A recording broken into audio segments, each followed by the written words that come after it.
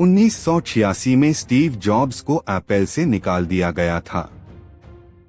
उन्होंने $5 मिलियन में एक छोटी कंपनी खरीदी जिसका नाम था पिक्सार। वे 2006 तक पिक्सार के सीईओ रहे। इस दौरान उन्होंने हमें अच्छे और बुरे टीम वर्क का अंतर सिखाया। 2000 में पिक्सार अपने नए ऑफिस में शिफ्ट हो रहा था। प्लान 3 अलग अलग बिल्डिंग्स बनाने का था, एक कंप्यूटर साइंटिस्ट के लिए, एक एनिमेटर्स के लिए और एक एग्जीक्यूटिव्स के लिए। जब जॉब्स को इसकी खबर लगी तो उन्होंने प्लान तुरंत रद्द कर दिया। क्यों? क्योंकि वह जानते थे कि पूरी टीम को एक साथ रहना होगा। उन्होंने एक बड़ा स्पेस चाहा जिसके बीच में मीटिंग एरिया हो। उन्हें पता था कि बेहतरीन टीम वर्क के लिए कनेक्शन जरूरी है। हर टीम को यह सच कभी न कभी समझना पड़ता है। सब कुछ अच्छा चलता है जब तक कि नहीं चलता। यही असली परीक्षा है। जब आप चैंपियनशिप मैच हार रहे हों, जब बिजनेस पैसा कमाना बंद कर दे, जब आपके रिश्तों में तनाव हो, वही पल आपको परिभाषित करता है। अच्छे और बुरे टीम वर्क का अंतर तब नहीं होता जब सब आसान हो। अंतर तब दिखता है जब चीजें मुश्किल हो जाती हैं। बेहतरीन टीम वर्क 3 चीजों पर टिका होता है। पहला, मुश्किल वक्त में क्या आप बिखरते हैं या जुड़े रहते हैं? यह रास्ते का सबसे अहम मोड़ है। जॉब्स जानते थे कि मुश्किल वक्त आएगा। उनका जवाब था, हम एक साथ रहेंगे। हम अपना ऑफिस ऐसे बनाएंगे कि हमेशा कनेक्टेड रहें। चाहे अच्छा वक्त हो या बुरा, हम एक दूसरे से मिलते रहेंगे। हम मिलकर समस्याओं का हल निकालेंगे। शिकागो बुल्स की डायनेस्टी ने जीतने से पहले कई बार हार झेली। फर्क यह था कि वे बुरे वक्त में भी एक साथ रहे। वे नहीं बिखरे। उन्होंने समस्याओं को सुलझाया। एफसी लायन महिला फुटबॉल टीम को भी पहले संघर्ष करना पड़ा। इसके बाद उन्होंने 10 साल में 7 खिताब जीते। जब चीजें मुश्किल हों तो आपको एक साथ बढ़ना होगा। दूसरा अहम पहलू है भरोसा, ट्रस्ट। गूगल ने प्रोजेक्ट एरिस्टोटल नाम की इंटरनल रिसर्च की। यह प्रभावी टीमों के बारे में गहरा डाटा विश्लेषण था।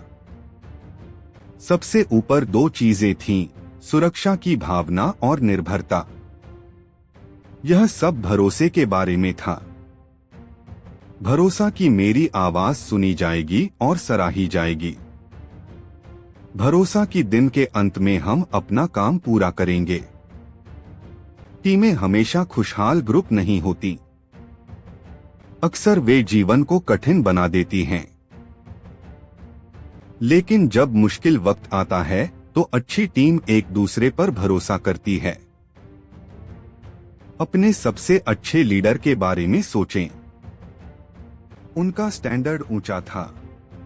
काम आसान नहीं था, लेकिन यह संतोषजनक था क्योंकि हर किसी की भूमिका थी। हर कोई एक दूसरे पर भरोसा कर सकता था। यह भरोसा तीसरे अहम पहलू के लिए जरूरी है। टीमें पीक पर पहुंचने से पहले एक पठार, प्लाटो पर रुक जाती हैं। 60 और 70 के दशक में ब्रूस टकमैन जैसे शोधकर्ताओं ने यह साबित किया। टीमें अच्छा शुरू करती हैं, फिर परफॉर्मेंस सामान्य हो जाती है। वे एक प्राकृतिक सीमा पर पहुंच जाती हैं, अपनी पूर्ण क्षमता पर नहीं। पीक परफॉर्मेंस तक पहुंचने के लिए लीडरशिप की जरूरत होती है जो बार को ऊपर उठाए। इसीलिए लीडरशिप मायने रखती है। यह एक मोटिवेशनल ब्रेकथ्रू हो सकता है या लोगों को एकजुट करना, लोगों को ऑटो पायलट से बाहर निकालना।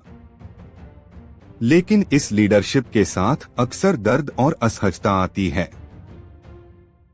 अगर आप एक दूसरे पर भरोसा नहीं करते तो पठार तोड़ने की कोशिश टीम को तोड़ देगी। सफलता आने से पहले की वर्षों की कड़ी मेहनत के बारे में सोचें।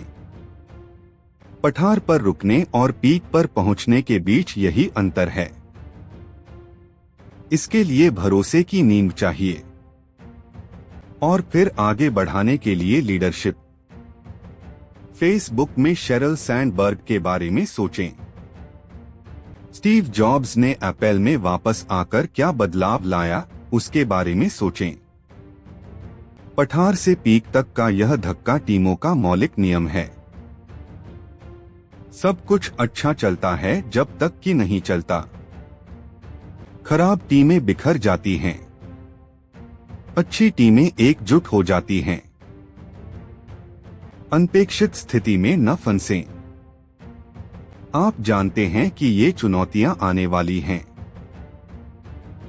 एक ऐसा ढांचा बनाएं जिससे आप एक साथ रह सकें। हर पल भरोसा बनाएं, भले ही उसे जरूरी न लगे।